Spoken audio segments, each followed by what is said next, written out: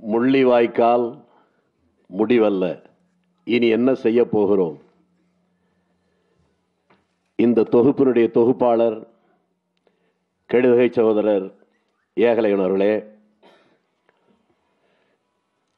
இன உணர்வுள்ள தமிழ் இளைஞர்களின் எதிர்கால நம்பிக்கை ஒளி சீமான் அவர்களே,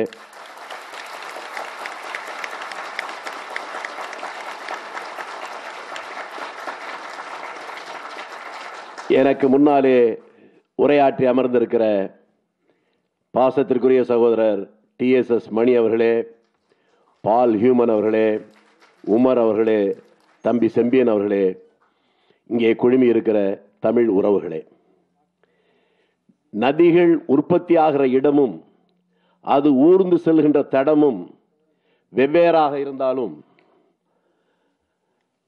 எல்லா நதிகளும் கலக்கிற ஒரே இடம் அது கடல்தான். அதை போல இந்த அரங்கத்திற்குள்ளே இருக்கிறவர்களுடைய பெயரும் ஊரும் அவர்கள் வந்த வழியும் வெவ்வேறாக இருந்தாலும் வீழ்ந்து கிடக்கிற இந்த தமிழ் இனத்தை எப்படி எழுச்சி மிக்கதாக உருவாக்க வேண்டும், அதற்கு நம்முடைய பங்களிப்பு எதுவாக இருக்க வேண்டும் என்கின்ற இந்த பேர் அவாவோடு தான் இங்கே அனைவரும் குழுமி இருக்கிறோம். என்னை பேச அழைக்கிற போது சகோதரர் என்னை அழைக்கிற போதே காங்கிரஸ் கட்சியில் இருந்தாலும் என்று ஒன்றை சொன்னார். நான் அவருக்கு மட்டுமல்ல, இங்கே வந்திருக்கிறவர்களுக்கு மட்டுமல்ல, இந்த உலகம் முழுவதும் இருக்கக்கூடிய ஜனநாயக உணர்வு இருக்கிறவர்களுக்கு நான் சொல்லிக்கொள்ள விரும்புவது, இந்த உலக வரலாற்றிலேயே ஒரு கட்சியினுடைய தலைவன் freedom is my birth right, அது எவனும் இலவசமாக தருகின்ற தான பொருள் அல்ல, அது என்னுடைய பிறப்புரிமை, அதற்காக போராடுவது என்னுடைய உரிமை என்று சொன்னவன் பாலகங்காதர திலகர். அவன் இருந்தது, வளர்ந்தது, வாழ்ந்தது, அவன் தன்னுடைய உயிரை விட்டது காங்கிரஸ் இயக்கத்தில் தான். இந்த காங்கிரஸ் என்கின்ற இந்த கட்சி முதலாக உருவாக்கப்பட்ட போது ஒரு தனி மனிதனோ அல்லது ஒரு சமூகமோ நசுக்கப்படுகிற போது, அவருடைய உரிமைகள் பாதிக்கப்படுகிற போது அவர்களுக்காக வாதாட, தேவைப்பட்டால் போராட ஒரு இயக்கம் வேண்டும் என்று பலர் கூடி உருவாக்கப்பட்ட உலகின் முதல் ஜனநாயக இயக்கம் காங்கிரஸ் கட்சி தான். அந்த காங்கிரஸ் கட்சியுடைய கொள்கைகளை, லட்சியங்களை கடந்த கால பாலகங்காதர திலகர் போன்ற தலைவர்களுடைய வாழ்க்கை நெறிமுறைகளை அறிந்து, தெரிந்து, புரிந்து அந்த கட்சியில் இருப்பதால் நான் தனி ஈழத்திற்காகவும் புலிகளுக்காகவும் வாதாடினேன், வாதாடுகிறேன், வாதாடுவேன்.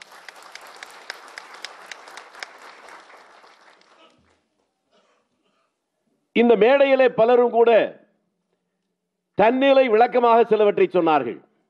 நாம் இங்கே கூடியிருப்பது லட்சக்கணக்கானவர்கள் தங்களுடைய உடல் உறுப்புகளை, உயிரை இழந்தவருடைய வரலாற்றை பற்றி பேசி அந்த வீழ்ந்திருக்கிற தமிழினம் எப்படி எழ வேண்டும் என்பதற்கான ஆலோசனை நடத்திக் கொண்டிருக்கிற போது செருப்புகளை பற்றி பேசி அதை குறைத்துக் கொள்ள வேண்டாம் என்றே நான் நினைக்கிறேன்.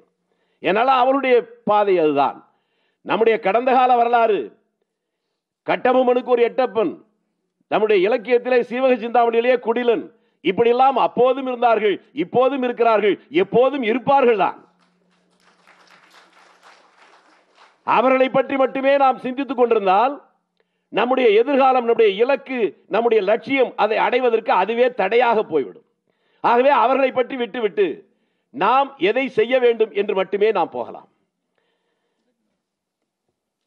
நான் இந்த அரங்கத்திற்குள்ளே நுழைகிற போதே வெளியிலே நம்முடைய தொலைக்காட்சி ஊடகங்கள் நம்முடைய சீமான் அவர்களிடம் கேட்கிற போது, ஆட்சிகள், கட்சிகள் இது மட்டுமல்ல, அதை தாண்டி இந்த நாட்டுடைய வெளியுறவு கொள்கை, அதில் மாற்றம் இல்லாமல் நம்முடைய இலக்கு வெற்றியடைவதற்கு வாய்ப்பு மிகவும் குறைவு என்பதை சொன்னார். இங்கே பால் ஹியூமன் அவர்களும் மற்றவர்களும் உமரும் குறிப்பிடுகிற போது ஒன்றை சொன்னார்கள். பயங்கரவாதத்தை ஒழித்த நாடு இலங்கை என்று உலகின் பல நாடுகள் ஏற்றுக்கொண்டிருக்கிறது, அதை எப்படி உடைக்கப் போகிறோம் என்று சொன்னார்கள். இந்த உலகம் தோன்றிய காலத்திலிருந்தே இன்று வரை இந்த உலக வரலாற்றிலேயே சொந்த நாட்டுடைய குடிமக்கள் மீது ராணுவ விமானங்கள் மூலமாக தாக்குதல் நடத்தியதாக ஒரு வரலாறே இல்லை.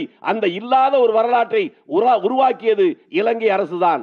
சொந்த நாட்டு மக்கள் மீது ராணுவ மூலமாக குண்டுகளை பொழிந்து அவர்களை அழித்ததுதான் பயங்கரவாதத்தை ஒழிப்பது என்று சொல்வதென்றால் அதைவிட ஒரு பைத்தியக்காரத்தனம் உலகத்தில் எதுவும் இருக்க முடியாது. ஆனால் அதுவே எப்படி உலக மக்களால் ஏற்றுக்கொள்கிற ஒரு நிலைமை வந்ததென்றால் நான் அவர்களை குறை சொல்ல மாட்டேன். அந்த குறை உங்களிடத்திலும் என்னிடத்திலும் தான் இருக்கிறது.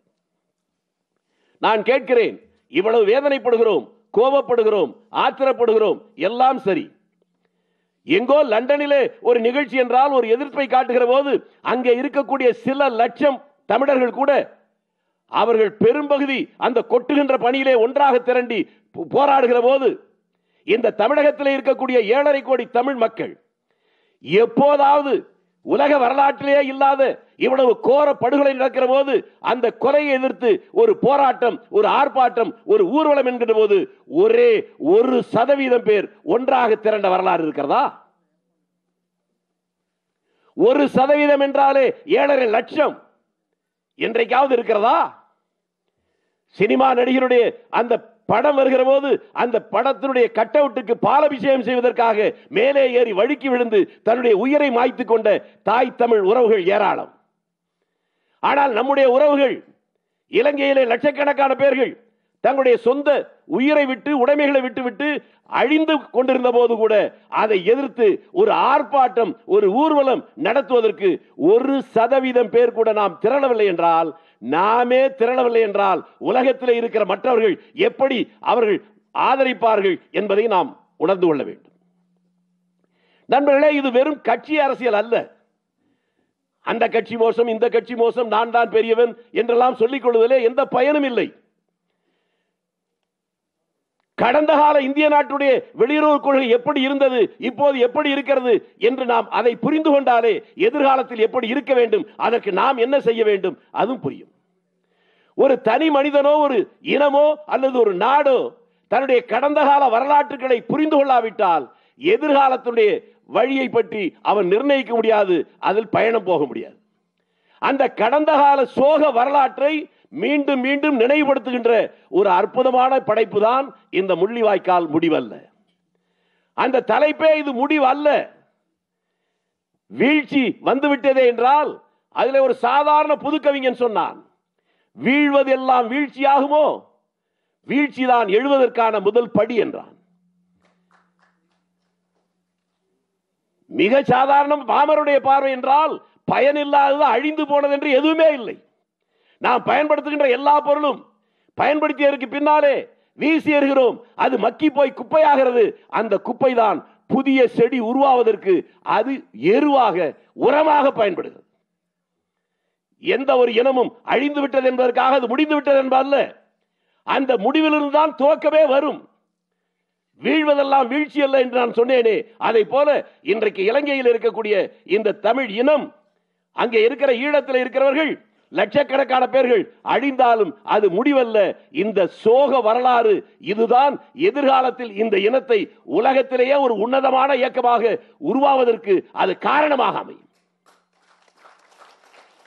நாம் ஆண்டுக்கு ஒரு முறை ஒவ்வொருவரும் நமக்கு பழக்கம் இருக்கிறது. நாம் இன்றைக்கு நலமாக வாழ்கிறோம், வளமாக வாழ்கிறோம், இந்த குடும்பம் சிறப்பாக இருக்கிறது என்று சொன்னால் இந்த சிறப்புக்கு, இந்த உயர்வுக்காக நமக்கு பெயர் தெரிந்தாலும் உருவம் தெரியாத நம்முடைய தாத்தா, முப்பாட்டன், நம்முடைய தலைமுறை, பல தலைமுறைகளில் நமக்காக வாழ்ந்த அந்த பெரியவர்களுக்கு பெயர் தெரியாவிட்டாலும் கூட அவர்களை நினைவுபடுத்துவதற்காக ஆண்டுக்கு ஒரு முறை நாம் திதி தருகிறோமே, அந்த திதிதான் இந்த நாள்.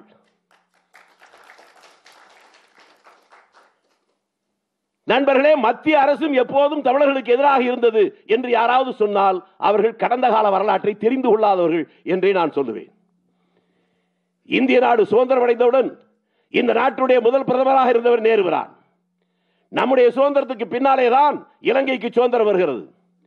சுதந்திரம் வந்தவுடன் அந்த நாட்டுடைய முதல் அதிபர் டட்லி சேனநாயகா. அவன் முதலாக இந்தியாவுக்கு வைத்த கோரிக்கையே இலங்கையிலே இருக்கக்கூடிய தோட்ட தொழிலாளர்கள், தமிழர்கள், அவர்கள் இந்த நாட்டுடைய குடிமக்கள் இல்லை. ஆகவே இந்திய அரசே அவர்களை நீங்கள் ஏற்றுக்கொள்ள வேண்டும் என்பதுதான் முதல் கோரிக்கை. அந்த கோரிக்கை வருகிற போது இந்த தமிழகத்திலிருந்து யாரும் அதற்காக எதிர்ப்பு தெரிவிக்கவில்லை. ஆனால் இந்த நாட்டுடைய பிரதமராக இருந்த நேருபிரான் அன்றைக்கே சொன்னார், டட்லி சேரநாயகா அவர்களே, இலங்கையின் அதிபர் அவர்களே, இந்தியாவும் இலங்கையும் நீண்ட நெடுகாலங்கள் 100 ஆண்டுகளுக்கு மேலாக வெள்ளைக்காரருடைய ஆதிக்கத்தில் இருந்த நாடுகள். அவர்கள் சுதந்திரம் தருகிற போது இந்தியாவில் யாரெல்லாம் இருந்தார்களோ அவர்கள் இந்திய குடிமக்கள், இலங்கையில் யாரெல்லாம் வாழ்ந்தார்களோ அவர்கள் எல்லாம் இலங்கை நாட்டுடைய குடிமக்கள். அவர்களை நாங்கள் திரும்ப பெறுவது என்கின்ற பேச்சுக்கே இடமில்லை, அவர்களே வந்தால் அது வேறு என்று அன்றைக்கு சொன்னார். அவர் தமிழ்நாட்டிலே வந்து ஓட்டு வாங்கி அவர் பாராளுமன்றத்துக்கு போனவர் அல்ல. டட்லி சேரநாயகம் மறைந்தார், அவருக்கு பின்னாலே பண்டாரநாயகா வந்தார். அவர் வைத்த கோரிக்கையும் அதுதான். இலங்கையில் இருக்கக்கூடிய தமிழர்கள், தோட்ட தொழிலாளர்கள் இந்திய நாட்டுடைய குடிமக்கள், நீங்கள் ஏற்றுக்கொள்ள வேண்டும். அப்போதும் நேரு முடியாது என்றார். அதற்கு பின்னாலே பண்டாரநாயகா கொலை செய்யப்பட்டார். அவருடைய மனைவி ஸ்ரீமாவோ பண்டாரநாயகா, அவர் வந்தவுடன் அவரும் அதே கோரிக்கை வைத்தார். நேரு மறுத்தார். அந்த காலகட்டத்தில் தான் சுதந்திர இலங்கை நாட்டிற்கு முதல் முறையாக இந்திய நாட்டுடைய பிரதமர் அங்கே பயணம் போனார்.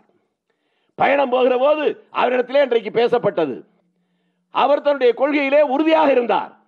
நேருபிரான் மறைகிற வரை அந்த கொள்கையிலிருந்து அவர் கொஞ்சமும் பின்வாங்கவே இல்லை. அப்படி நேருபிரான் அந்த கொள்கையில் உறுதியாக அதற்காக போராடிய போது தமிழ்நாட்டில் இருக்கக்கூடிய தமிழ் தலைவர்கள் யாரும் அதற்கு ஆதரவாக இருந்தார்களா என்று கேட்டால் மன்னிக்க வேண்டும், அப்படி யாரும் இல்லை. ஆனால் நேருபிரானுடைய இந்த கொள்கையை கேலி செய்தவர்கள், கெக்கொலி கொட்டி சிரித்தவர்கள் இந்த தமிழகத்திலே தலைவர்களாக இருந்தார்கள். அதுவும் வருத்தத்தோடு நாம் ஏற்றுக்கொள்ள வேண்டிய ஒன்றுதான். இது கடந்த கால வரலாறு. இனி நாம் என்ன செய்ய வேண்டும் என்பதுதான் மிக முக்கியம்.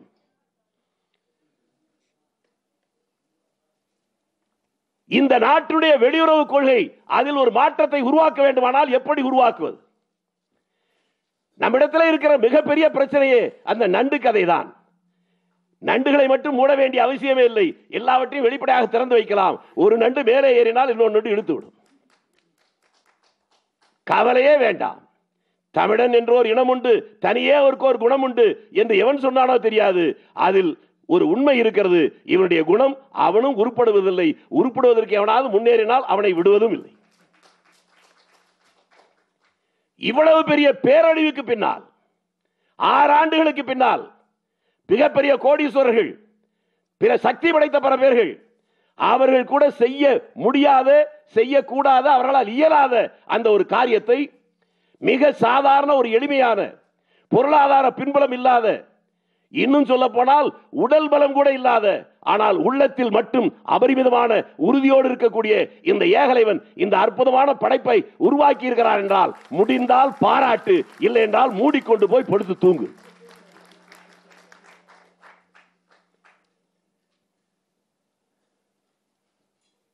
இந்த 600 பக்கம் வேண்டாம், ஒரு 6 பக்கம் இதை போல எழுதுகிறவன் எவனாக இருந்தால் அவன் மட்டும் கேள்விகள் பதில் சொல்லலாம். செலக்டிவ் அம்னீசியா என்பார்கள்.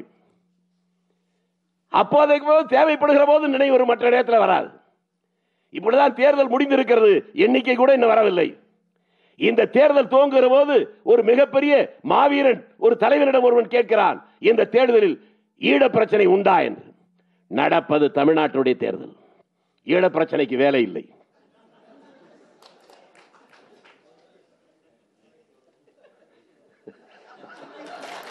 எல்லாருக்கும் தெரியுதாங்க.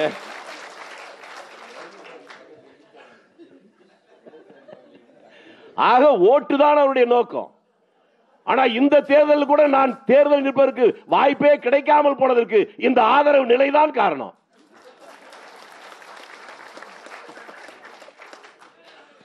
அதை பற்றி கவலை இல்லை. நான் எப்படி பார்க்கிறேன் என்றால், இந்த நாட்டுடைய மிக உயர்ந்த பதவி என்பது பிரதமர், ஜனாதிபதி பதவி. அதிகாரத்துடைய சிகரத்தை தொடுகின்ற பதவி பிரதமர். நான் உங்களை பார்த்து மட்டுமல்ல, பெரிய அறிவுஜீவி TSS மணி சுதந்திரம் அடைந்தது இன்று வரை இருக்கக்கூடிய பிரதமர்களை வரிசையாக சொல்லுங்கள். முடியல. ஆனால் பஞ்சாயத்து போர்டு மெம்பராக கூட வராமல் செத்து போன மகாத்மா காந்தியை 100 ஆண்டுகள் கழித்து கேட்டாலும் அவர்தான் தேசப்பிதா. நான் தேசப்பிதாவாக வாழ விரும்புகிறேன். இந்த பதவிகளை பற்றி நான் கவலைப்படுவதில்லை. தமிழ்நாட்டுடைய துரதிர்ஷ்டம், யாரெல்லாம் உண்மையாகவும் உணர்வுபூர்வமாகவும் ஒரு காரியத்தை செய்கிறானோ அவனை யாரும் ஏற்றுக்கொள்வதே இல்லை. எவனெல்லாம் போலித்தனமாக இருக்கிறானோ, குடுகுடுப்பைக்காரனை போல காஸ்டியூம் போட்டுக் கொண்டு வருகிறானோ அவனையெல்லாம் ஆதரிக்கிறதே வேலையாக போயிடும். பால் ஹியூமன் சொன்னார், உலக அரங்கிலே இன்றைக்கு தமிழருடைய பிரச்சனை பற்றி பேசுவதற்கு சீமான் காரணம் என்றார். உலக அரங்கில் அப்புறம் இருக்கட்டும், இந்த தமிழ்நாட்டிலே இந்த பிரச்சனை பற்றி வெளியிலே இருக்கிறவன் பேசுவதற்கு அதற்கு காரணமே சீமான் தானே.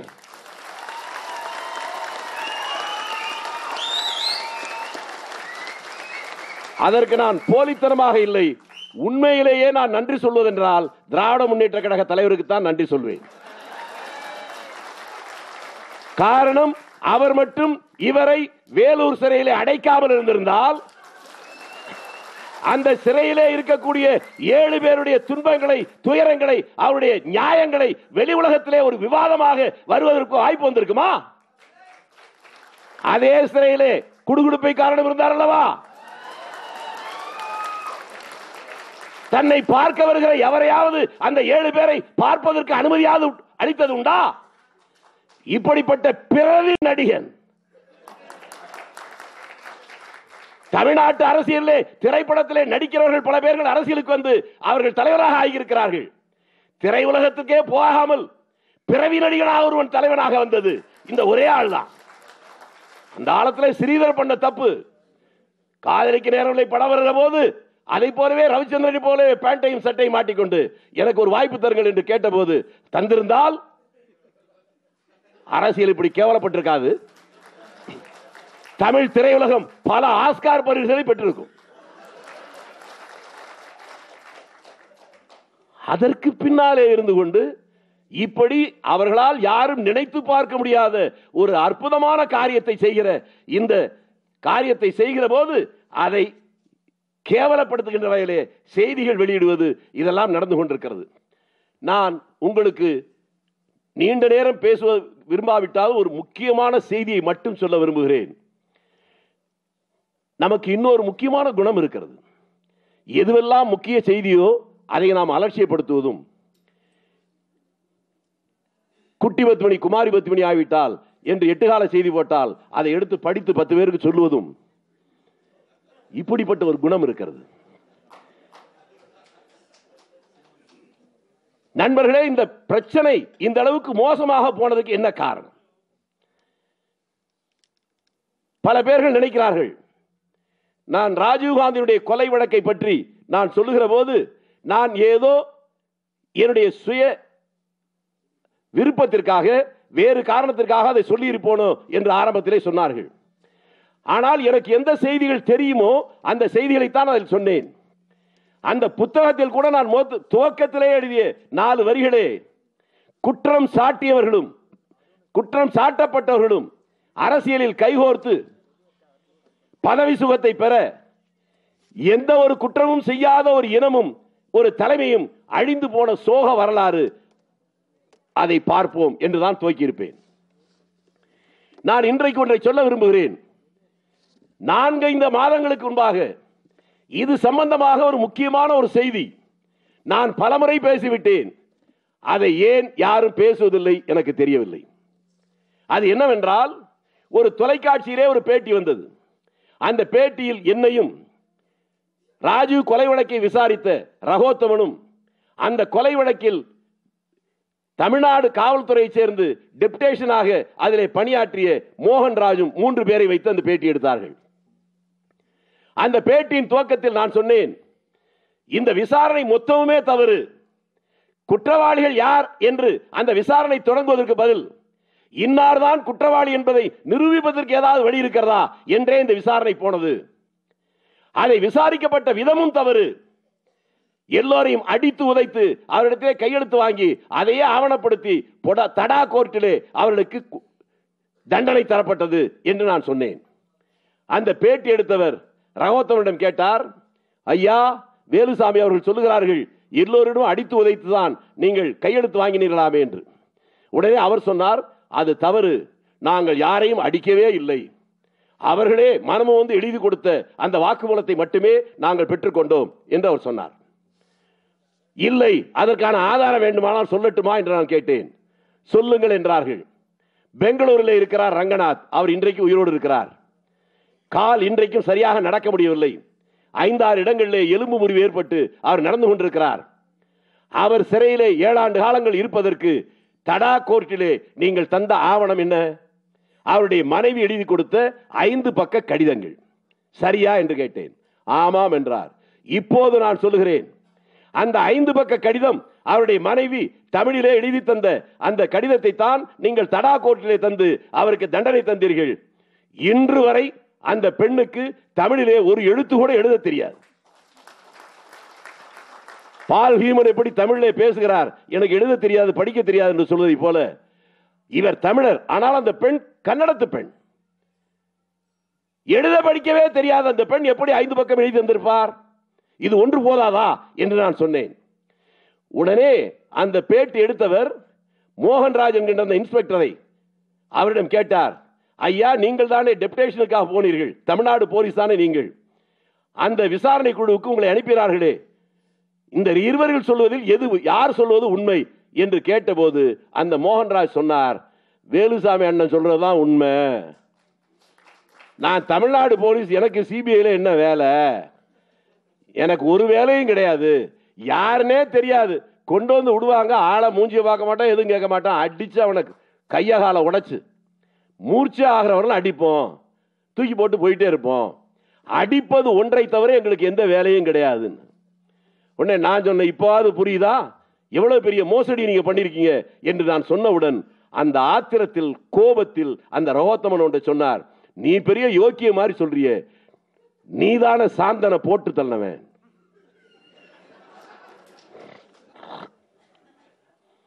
நண்பர்களே, நகைச்சுவை அல்ல, உலக வரலாற்றிலேயே நடக்காத ஒரு கோரம்.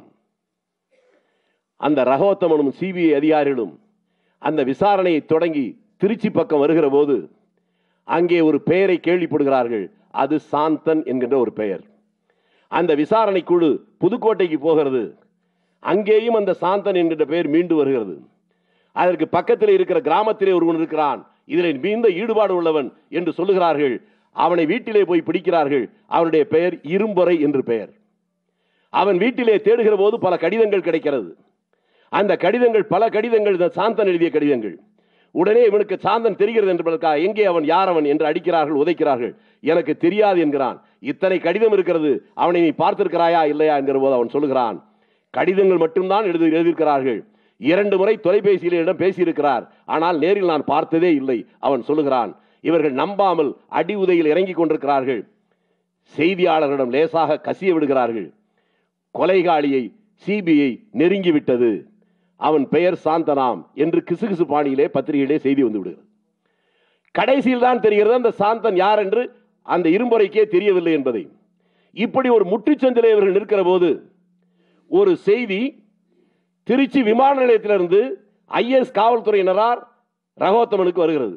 அந்த செய்தி என்னவென்றால், ஒருவன் இங்கே வந்து இறங்கி இருக்கிறான், இலங்கையிலிருந்து வந்து இறங்கி இருக்கிறான், அவனுடைய பாஸ்போர்ட்டில் சாந்தன் என்று பெயர் இருக்கிறது, நீங்களும் ஒரு சாந்தனை தேடிக்கொண்டிருக்கிறீர்களே, நாங்கள் அனுப்பிவிடவா அல்லது உங்களிடம் அனுப்பவா என்று கேட்க, இவர்களுக்கும் எதை தின்றால் பித்தம் தீரும் என்கிற நிலையில் இருக்கக்கூடிய அந்த சிபிஐ எங்களிடம் அனுப்பி வையுங்கள் என்கிறார்கள்.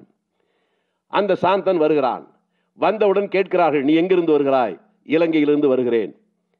இதற்கு முன்னால் இங்கு வந்திருக்கிறாயா? இதுவரை வந்ததே இல்லை, இதுதான் முதல் முறை, இப்போதுதான் திருச்சிக்கு வந்திருக்கிறேன். அவன் சொல்லுகிறான். எதற்காக வந்தாய்? நான் வெளிநாட்டிலே வேலை பார்ப்பதற்காக இங்கு ஏஜென்சியிடம் வந்து அவர்கள் மூலமாக வேலை தேடுவதற்காக வந்தேன் என்று அவன் கேட்டு மிரட்ட, அப்படியே அவனுடைய கையில் வைத்திருந்த பையை போலீசார் சோதனை இடுகிறார்கள். விதி அங்கேதான் விளையாடுகிறது. அவன் வைத்திருந்த ஒரு கையேட்டில் ஒரு 15 தொலைபேசி எண்கள் குறிக்கப்பட்டிருக்கிறது. ஒவ்வொரு எண்ணாக யார் என்று அதை வெரிஃபை செய்கிற போது 9வது எண் அந்த கொலை வழக்கில் சம்பந்தப்பட்ட சிவராசனுடைய பயன்படுத்திய ஒரு எண். இந்த எண் வைத்திருக்கிறாயே, அவனை உனக்கு தெரியுமா? தெரிந்துதானே வைத்திருக்கிறாய் என்று கேட்கிற போது அவன் சொல்லுகிறான், அவர் யாரென்றே எனக்கு தெரியாது.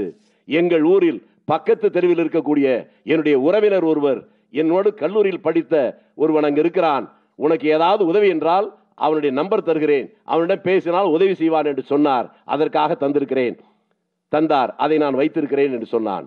இவர்கள் நம்பவில்லை. அவனை அடித்து உதைத்து கடைசியிலே அவனுக்கு தடா கோர்ட்டிலே தூக்கு தண்டனை தரப்பட்டு அவனுடைய படம் வந்து உலகம் முழுவதும் ராஜீவ் கொலையில் இவன் தூக்கு தண்டனை கைது என்று படம் வந்து விட்டது. அதெல்லாம் வந்து ஒரு 6 மாதத்திற்கு பின்னால் அதே திருச்சியில் தீவிரவாத ஒரு முகாம் ஒன்று அங்கே நடக்கப் போவதாக இந்த சிபிஐக்கு தகவல் வருகிறது. இரவு 2 மணி அளவிலே திருச்சியில் இருக்கக்கூடிய சீனிவாச நகர் என்கின்ற பகுதி, வயலூர் சொல்லுகின்ற சாலையில் இருக்கிற பகுதி, குறிப்பிட்ட வீட்டை முற்றுகையிடுகிறது சிபிஐ. அங்கே 5 பேர் பிடிபடுகிறார்கள். அந்த 5 பேரில் ஒருவன் விசாரிக்கிற போது இவர்கள் அதிர்ந்து போகிறார்கள். அந்த ஒருவன் தான் இவர்கள் துவக்கத்திலிருந்து தேடி வந்திருந்த அந்த சாந்தன். உடனே நம்முடைய உலகத்தின் மிக உயர்ந்த இந்த புலனாய்வு அமைப்பு என்ன செய்திருக்க வேண்டும்? ஒரிஜினல் சாந்தன் எங்களுக்கு கிடைத்து விட்டான். கடந்த காலத்திலே நாங்கள் சாந்தன் என்று தந்தவன் அவன் உண்மை அல்ல, அவன் அப்பாவி என்று சொல்லி இருந்தால் சிபிஐ மீது நமக்கு மரியாதை வந்திருக்கும். ஆனால் இந்த சிபிஐ அதிகாரிகள் செய்த முடிவு, இந்த உண்மை வெளி உலகத்துக்கு தெரிந்தால் சிபிஐ மீது இருக்கிற அந்த மரியாதை போய்விடும் என்பதற்காக அந்த ஒரிஜினல் சாந்தனை அந்த இடத்திலேயே என்கவுண்டர் செய்தார்கள், சுட்டுக் கொண்டார்கள். அவர்கள் தேடிய சாந்தனை அவர்களுடைய சுட்டுக் கொன்று விட்டார்கள். எந்த சம்பந்தமுமே இல்லாமல் அப்பாவியாக தந்தை இல்லாத விதவை தாய் தன்னுடைய தம்பி இவர்களை காப்பாற்றுவதற்காக வெளிநாட்டிலே போய் வேலை செய்து சம்பாதிக்க வேண்டும், அதற்கு தமிழ்நாட்டிலே ஏஜென்சியை பார்க்க வந்த அந்த அப்பாவி சாந்தன் 26 ஆண்டு காலங்கள் சிறையில் இருக்கிறான். நான் இதை பகிரங்கமாக சொல்லிவிட்டேன். ஒன்று இதிலே உண்மை இருக்குமானால் சம்பந்தப்பட்டவர்கள் மீது நடவடிக்கை எடுக்க வேண்டும். நான் சொல்வது பொய்யாக இருக்குமானால் என் மீது நடவடிக்கை எடுத்திருக்க வேண்டும். இரண்டுமே செய்யவில்லை என்றால் இந்த நாட்டிலே நீதித்துறை இருக்கிறதா அல்லது புலனாய்வுத்துறை இருக்கிறதா? சிபிஐ மயிராது மட்டையாது போங்கடா.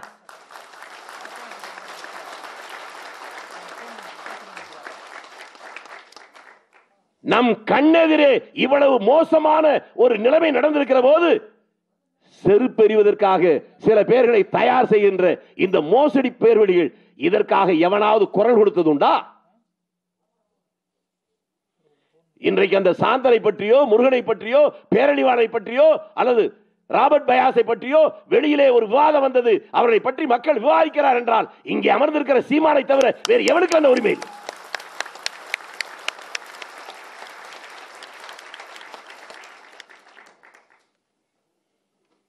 எதிரியாக இருந்தாலும் அவரிடத்தில் இருக்கக்கூடிய நியாய உணர்வை நேர்மையை பாராட்டுகிறவன் தான் மனிதனாக இருப்பான். இல்லை என்றால் மனித உருவிலே நடமாடுகின்ற ஒரு ஜடம் என்று பொருள்.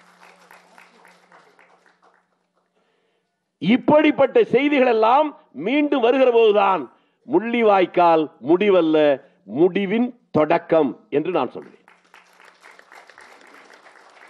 இந்த ஈழத்திலே நடைபெற்ற இந்த பிரச்சனைகளுக்கு காரணம், நான் முதலிலே சொன்னேன், நேருபிரான் உயிரோடு இருந்தவரை அங்கே இருந்த தமிழர்களுக்கு முழு பாதுகாப்பு இருந்தது. அவர் தமிழ்நாட்டில் இருந்தவர்களை சொன்னதற்காக அல்ல, அந்த வெளியுறவு கொள்கையை அவர் வைத்திருந்தார். அதற்கு பின்னாலே சாஸ்திரி வருகிற போது சில நிர்பந்தம், 5 லட்சம் தமிழர்களை அங்கிருந்தவர்களை தமிழ்நாட்டிலே ஏற்றுக்கொண்டோம். அவர்கள்தான் இன்றைக்கு நீலகிரி மாவட்டத்தில் இருக்கக்கூடிய பந்தலூர் கூடலூர் பகுதியில் அதிகமானவர்கள் இருக்கிறார்கள். அதற்கு பின்னால் ஏற்பட்ட மாற்றம் கொஞ்சம் கொஞ்சம் வந்தபோது அதிலே மோசமாக போவதற்கு காரணம் ராஜீவ் படுகொலை. அந்த படுகொலையை சாமர்த்தியமாக செய்த சர்வதேச சதிக்கூட்டம் அதை மிக சாமர்த்தியமாக தமிழர்கள் மீது அந்த பழியை அழுத்தமாக பதிய வைத்தது என்பதுதான். அந்த ஒரு செய்தியை மட்டும் நாம் சரியாக கையாண்டிருப்போமே ஆனால் ஈழ பிரச்சனை என்றைக்கோ திசை மாறி போய் இப்படிப்பட்ட ஒரு வீழ்ச்சியை வராமல் தடுத்திருக்க கூடுமோ என்று நான் நினைக்கிறேன். நான் இந்த புத்தகத்தில் இருக்கக்கூடிய அந்த பேட்டியிலேயே சொல்லியிருக்கிறேன். 2009ஆம் ஆண்டு மே மாதம் இந்த மோசமான அழிவு ஏற்படுகிற போது இதே குமுதம் இணையதளம், இதே ஏகலைவன் இவர் எடுத்த பேட்டியிலே அன்றைக்கு சொன்னேன், எனக்கு கிடைத்திருக்கிற ஒரு செய்திப்படி இன்னும் 10 அல்லது 12 நாட்களில் ஈழத்திலே தமிழர்கள் வாழ்கிற பகுதியில் நாய் நரிகள் கூட அல்ல, ஈ எறும்பு கூட இருக்காது, அங்கே மனிதர்கள் இருக்க மாட்டார்கள், மண்மேடாகத்தான் போகும் என்கின்ற ஒரு செய்தி வந்திருக்கிறது. அதை பகிரங்கமாக இந்த ஊடகத்தில் சொல்லுகிறேன். இதை பார்த்தவர்கள் கேட்டவர்கள் சம்பந்தப்பட்டவர்களுக்கு சொன்னால் அதன் வாயிலாக ஏதாவது அவர்கள் முன்னெச்சரிக்கை நடவடிக்கை எடுக்கட்டும் என்பதற்காக சொல்லுகிறேன் என்று பதிவு செய்தேன். அதை 2010ஆம் ஆண்டு இந்த பேட்டி எடுக்கிற போது அதை நினைவுபடுத்தி, அந்த செய்தி தெரிந்திருந்தும் என்னால் அதை தடுக்க முடியாத, கையாலாகாத நடைப்பிணமாக நான் இருக்கிறேன் என்பது எனக்கு வேதனையான கசப்பான ஒரு அனுபவம் என்று சொல்லிவிட்டு சொன்னேன். ஈழத்திலே இருக்கிற தமிழர்கள் ஆயுத போராட்டத்திலே பின்னடைவை சந்தித்திருக்கலாம். ஆனால் இன்றில்லாவிட்டாலும் நாளை, நாளை இல்லாவிட்டாலும் என்றாவது ஒரு நாள் இந்த மனித மிருகம் ராஜபக்சேயை ஜனநாயக வழியிலாவது ஈழத்தமிழர்கள் பழி தீர்ப்பார்கள். அன்றைக்கு நான் சொன்னேன். நான் சொல்லிவிட்டு அந்த அரங்கை விட்டு வெளியே வருகிற போது ஏகலைவன் மட்டுமல்ல, அவருடைய நண்பர்களும் சேர்ந்து அன்றைக்கு இருந்த சூழ்நிலை எப்படி, நீங்கள் சொல்லுகிறீர்களே ஒன்றும் புரியவில்லை, கொஞ்சமும் நடைமுறைக்கு சாத்தியமாக படவில்லை என்றார்கள். எனக்கும் தெரியாது, ஆனால் நான் உணர்கிறேன், உணர்ந்ததை சொன்னேன் என்று சொன்னேன். ஆக நான் உங்களுக்கு சொல்ல விரும்புவது, நீங்கள் காங்கிரஸில் இருக்கலாம், கம்யூனிஸ்ட் இருக்கலாம், திமுகவில் இருக்கலாம், அதிமுகவில் இருக்கலாம், எதில் வேண்டுமானாலும் இருங்கள். தமிழ் இன பிரச்சனை என்று வருகிற போது கட்சி ஒரு பக்கம் இருக்கட்டும், உங்கள் பார்வை வேறு பக்கம் வரட்டும்.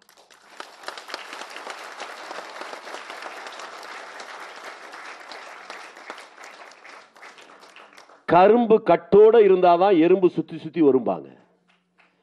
நாம் நமக்குள் ஒரு சரியான பார்வை, சரியான புரிதல், சரியான தொலைநோக்கு சிந்தனை, ஒரு இலக்கு இல்லாமல் ஆளாளுக்கு விருப்பப்பட்டதை பேசி விருப்பப்பட்ட திசையிலே பயணித்து மற்றவர்கள் மீது நாம் குற்றம் சொல்வதிலே எந்த பயனும் இல்லை. ஆகவே இனி ஒரு விதி செய்வோம், அதை எந்நாளும் காப்போம்.